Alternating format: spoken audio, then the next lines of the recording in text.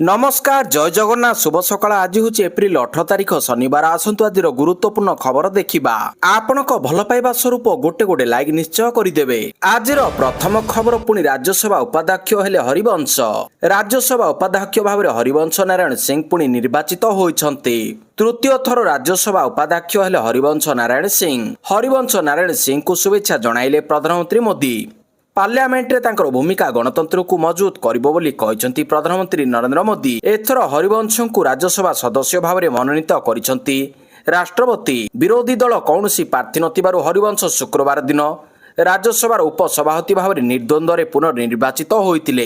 यह तृतीय थर पर जेतेबेले हरिवंश एही पदवी पर निर्वाचित होइछन्ति। हरिवंशଙ୍କ कार्यकाल एप्रिल 9 तारिख रे शेष हेबा परे एही पदवी खाली पड़िथिला। परवर्ती खबर पूर्वतन मुख्यमंत्री तथा प्रबाद पुरुष स्वर्गत बिजू पट्टनायकଙ୍କ 29तम श्राद्ध वार्षिकी बिजू बाबूଙ୍କୁ मने पकाइछि सारा ओडिशा। राज्यर सब स्थान रे बिजू बाबूଙ୍କ स्मृति रे विभिन्न कार्यक्रम करा जाइछि। प्रतिटी ओडियाଙ୍କ स्वाभिमान महान जननायक बिजू बाबूଙ୍କ तिरोधान दिवस रे विनम्र श्रद्धांजलि जणाइछन्ति विरोधी दल नेता तथा बिजेडी सुप्रीमो नवीन पट्टनायक। प्रबाद पुरुष बिजू बाबूଙ୍କ आदर्श रे सब क्षेत्र ओडिशा को श्रेष्ठ करिबा पई आमे सदा समर्पित बोली नवीन कहिसंती। एही अवसर रे नवीन कहिसंती आज आमर प्रिय नेता महान जननायक बिजू पट्टनायकଙ୍କ श्राद्ध दिवस। एही अवसर रे तांको प्रति मोर गभीर श्रद्धांजलि अर्पण करूछि। बिजू बाबूଙ୍କର सबुठारु बड़ परिचय होउछि से जणे महान देशभक्त थिले।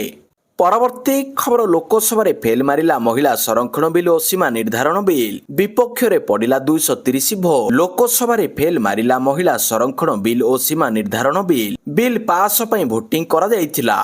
महिला संरक्षण बिल पई मोट 528 भोट पड़िथिला। यह एक संवैधानिक संशोधन बिल थिला। ताहाकु पास करिबा पई 2/3 बहुमत आवश्यक थिला। बिल पास करिबा पई 352 भोट आवश्यक थिला, किंतु बिल सपक्ष रे मात्र 298 भोट पड़िथिला एवं विपक्ष रे 230 भोट पड़िथिला। परवर्ती खबर हरमुज प्रणाली खोलिला ईरान। अंतर्जातीय बजार रे शुक्रवार अचानक अशोधित तैल मूल्य रे ह्रास देखा जायछि। मध्य प्राच्य रे उत्तेजना ह्रास हरमुज प्रणाली द्वितीय बार खोलिबा खबर प्रसारित हेबा परे अशोधित तैल मूल्य 10% पर्यंत भारी ह्रास देखा जायछि। बजार प्रथमे आशंका थिला जे ईरान संपर्कित उत्तेजना जोगु हरमुज बंद रही पारे, जो रास्ता रे वैषयिक तैल जोगाण हेउछि। हरमुज खोलिछि ईरान। धन्यवाद जणाइछन्ति डोनाल्ड ट्रम्प। युद्ध विरति परे ईरान सामुद्रिक वाणिज्य संपर्क रे एक गुरुत्वपूर्ण घोषणा करिछि। ईरान एबे समस्त वाणिज्यिक जहाज पई हरमुज प्रणाली को संपूर्ण भाव में खोली देइछि। ईरान ए निष्पत्ति भारत को आश्वस्ति देइछि। युद्ध आरंभ हेबा द्वारा भारत को एलपीजी गैस एवं पेट्रोलियम उत्पाद जोगाण रे संकट सृष्टि होइतिला, किंतु एबे ही संकट टलिबा परि मने होउछि। सबु जहाज पई संपूर्ण खोलिला हरमुज प्रणाली घोषणा कले ईरान वैदेशिक मंत्री। परवर्ती खबर नारी शक्ति बंधन कार्यक्रम रे जोग देले मुख्यमंत्री। महिलांक पई 1.22 लाख कोटी टंकार बजेट व्यवस्था। नारी केवल परिवार नुहे समाज और जातिर मूल शक्ति भाव में परिचित।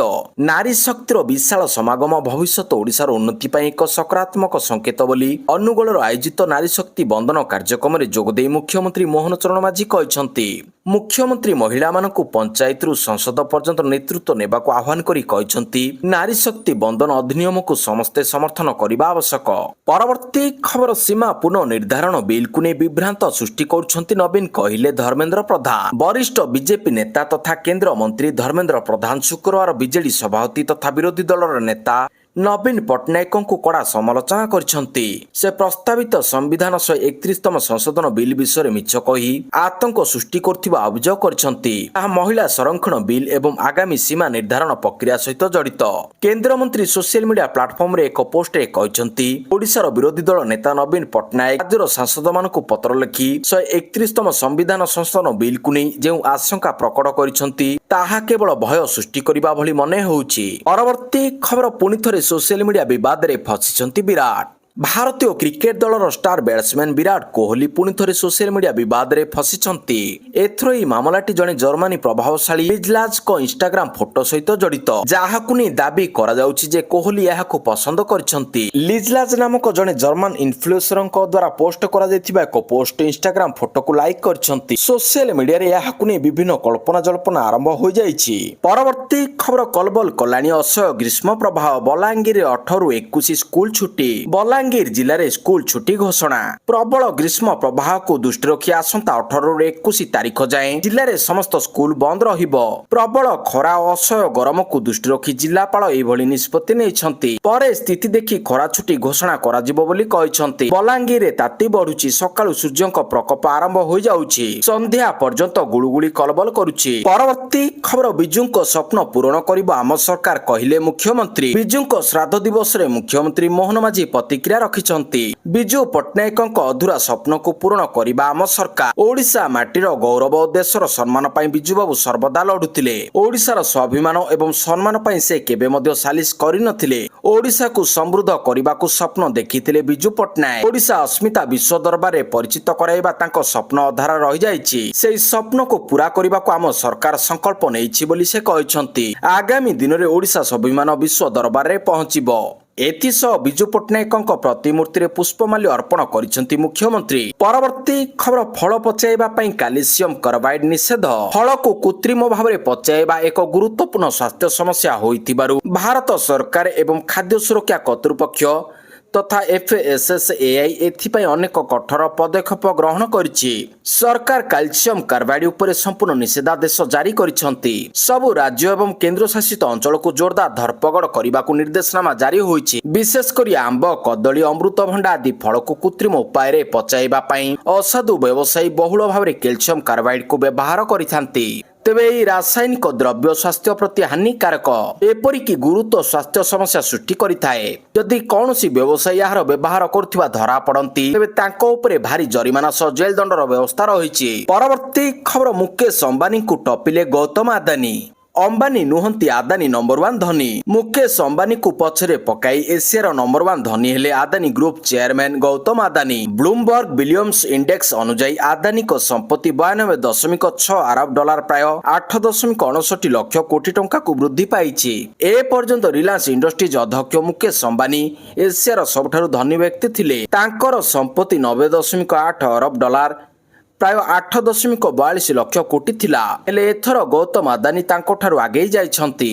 ଚଳିତ ବର୍ଷ ଗୌତମ ଆଦାନୀଙ୍କ ସମ୍ପତ୍ତିରେ 8.1 ଅରବ ଡଲାର ପ୍ରାୟ 75.11 ହଜାର କୋଟି ଟଙ୍କା ବୃଦ୍ଧି ପାଇଛି। ଆଦାନୀ ଗ୍ରୁପର ସେୟାରରେ ବୃଦ୍ଧି ଯୋଗୁଁ ତାଙ୍କ ସମ୍ପତ୍ତି ବଢିଛି। ପରବର୍ତ୍ତୀ ଖବର ଜୁଲାଇ 3ରୁ ଅମରନାଥ ଯାତ୍ରା। ଅମରନାଥ ଯାତ୍ରା 2026 ଜୁଲାଇ 3ରୁ ଆରମ୍ଭ ହେବାକୁ ଯାଉଛି। ଯଦି ଆପଣ ମଧ୍ୟ ଏହି ବର୍ଷ ଧାର୍ମିକ ତୀର୍ଥଯାତ୍ରାରେ ଯିବାକୁ ଯୋଜନା କରିଛନ୍ତି ତେବେ ଆପଣ ଏଥିପାଇଁ ପଞ୍ଜୀକରଣ କରିପାରିବେ। ଅମରନାଥ ଯାତ୍ରା 2026 ପାଇଁ ପଞ୍ଜୀକରଣ ପ୍ରକ୍ରିୟା ଏପ୍ରିଲ 15ରେ ଖୋଲିଛି। ଭକ୍ତମାନେ ଏବେ Shri Amarnathji sign board website ମାଧ୍ୟମରେ ଅନଲାଇନରେ କିମ୍ବା ସାରା ଭାରତରେ 550ରୁ ଅଧିକ ନିର୍ଦ୍ଦିଷ୍ଟ ବ୍ୟାଙ୍କ ଶାଖାରୁ ଅଫଲାଇନରେ ଆବେଦନ କରାଇ ପାରିବେ। ଅମରନାଥ ଯାତ୍ରା ପାଇଁ ମୁଖ୍ୟ ଯୋଗ୍ୟତା ମାନଦଣ୍ଡ ହେଉଛି ବୟସ। ଭକ୍ତଙ୍କ ବୟସ 13ରୁ 70 ବର୍ଷ ମଧ୍ୟରେ ହେବା ଆବଶ୍ୟକ ଏବଂ ସେମାନଙ୍କୁ 8 ଏପ୍ରିଲ 2026 ପରେ ଜାରି କରାଯାଇଥିବା ଏକ ବାଧ୍ୟତାମୂଳକ ସ୍ୱାସ୍ଥ୍ୟ ପ୍ରମାଣପତ୍ର ମଧ୍ୟ ଆବଶ୍ୟକ। ଶ୍ରଦ୍ଧାଳୁମାନେ ଶ୍ରୀ ଅମରନାଥଜୀ ମନ୍ଦିର ବୋର୍ଡର ସରକାରୀ ୱେବସାଇଟ ମାଧ୍ୟମରେ ଯାତ୍ରା ପାଇଁ ପଞ୍ଜୀକରଣ କରାଇ ପାରିବେ। ପରବର୍ତ୍ତୀ ଖବର ବିଜୁ ନାଗରିକ ମଞ୍ଚରେ ସୌମ୍ୟ ପଟ୍ଟନାୟକ ବୟାନ ରଖି କହିଛନ୍ତି ଦୁଃସାହସ ଓ ଓଡ଼ିଶାକୁ ଭଲ ପାଇବା ହେଉଛି ବିଜୁ ଲିଗାସୀ। ବିଜୁ ଲିଗାସୀ କଥା ନ ବୁଝି ଆମେ ପ୍ରଚାର କରୁଛୁ।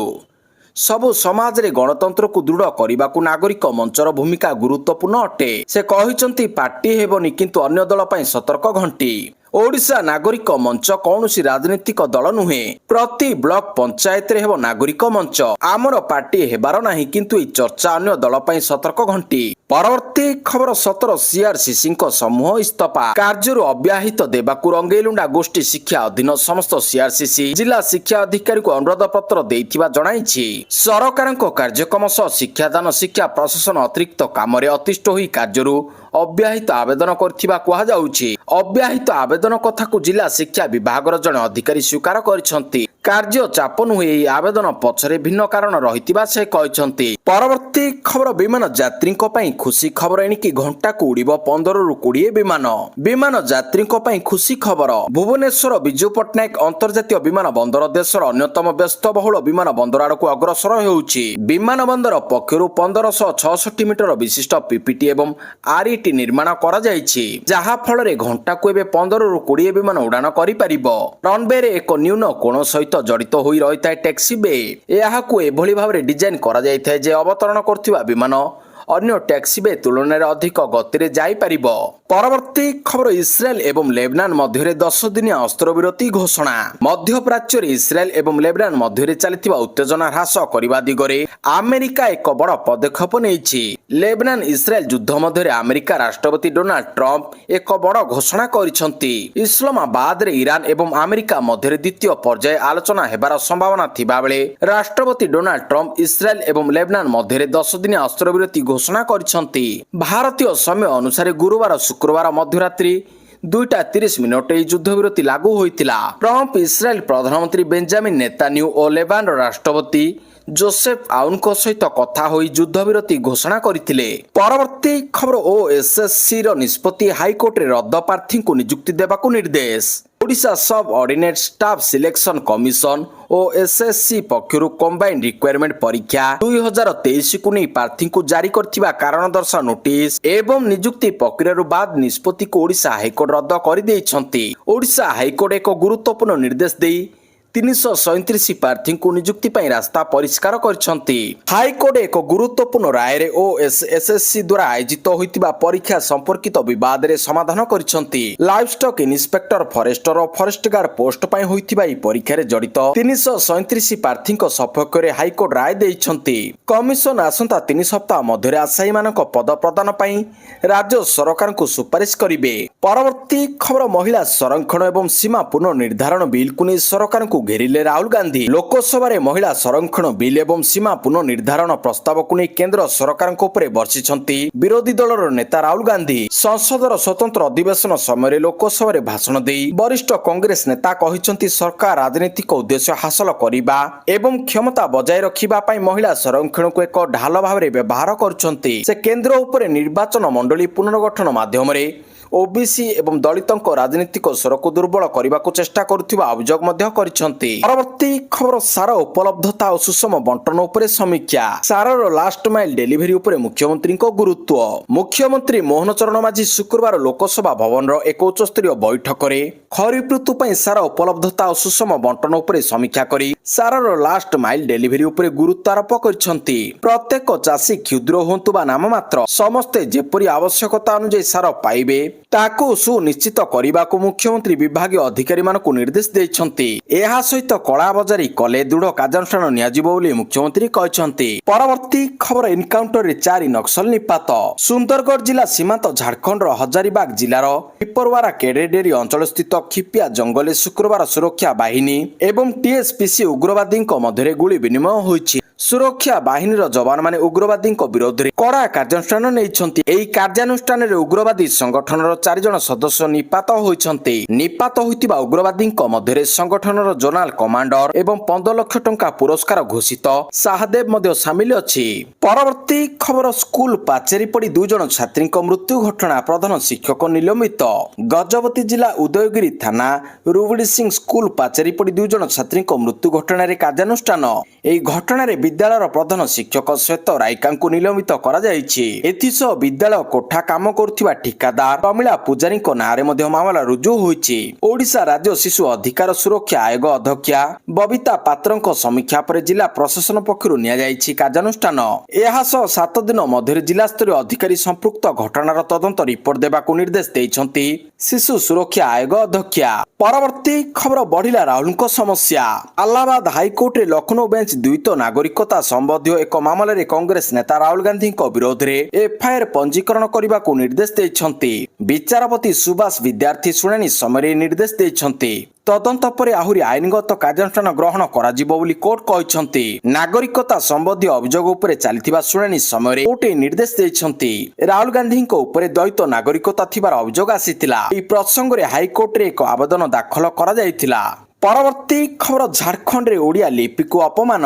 ଝାଡ଼ଖଣ୍ଡ ଶିକ୍ଷକ ଯୋଗ୍ୟତା ପରୀକ୍ଷା JHTET 2026 ପାଇଁ ଓଡ଼ିଆ ପାଠ୍ୟକ୍ରମରେ ଦେବନାଗରୀ ଲିପି ବ୍ୟବହାରକୁ ନେଇ ରାଜ୍ୟ ସରକାର ଆପତ୍ତି ଉଠାଇଛନ୍ତି। ଝାଡ଼ଖଣ୍ଡ ଏକାଡେମିକ୍ କାଉନସିଲ JSC କୁ ଲେଖାଯାଇଥିବା ଏକ ଚିଠିରେ ଓଡ଼ିଶା ଭାଷା ସାହିତ୍ୟ ଏବଂ ସଂସ୍କୃତି ବିଭାଗ ଦର୍ଶାଇଛି ଯେ JHTT ପାଇଁ ଓଡ଼ିଆ ପାଠ୍ୟକ୍ରମ ସ୍ଥାନୀୟ ଓଡ଼ିଆ ଲିପି ପରିବର୍ତ୍ତେ ଦେବନାଗରୀରେ ପ୍ରକାଶିତ ହୋଇଥିଲା। କମିଶନର କମ୍ ସଚିବ ରଶ୍ମିତା ପଣ୍ଡା ତାଙ୍କ ବାର୍ତ୍ତାରେ ଗୁରୁତ୍ୱାରୋପ କରି କହିଛନ୍ତି, ଓଡ଼ିଆ ଏକ ଶାସ୍ତ୍ରୀୟ ଭାଷା ଯାହାର ନିଜସ୍ୱ ଲିପି ଅଛି ଏବଂ ଏହା ସମ୍ବିଧାନର 8ମ ଅନୁସୂଚୀରେ ତାଲିକାଭୁକ୍ତ 22ଟି ଭାଷା ମଧ୍ୟରେ ଅନ୍ତର୍ଭୁକ୍ତ। କହିଛନ୍ତି, ଏକ ଭୁଲ ଲିପିର ବ୍ୟବହାର ଭାଷାର ଭାଷାଗତ ପରିଚୟ ଏବଂ ସାଂସ୍କୃତିକ ଗୁରୁତ୍ୱକୁ କ୍ଷୁଣ୍ଣ କରେ।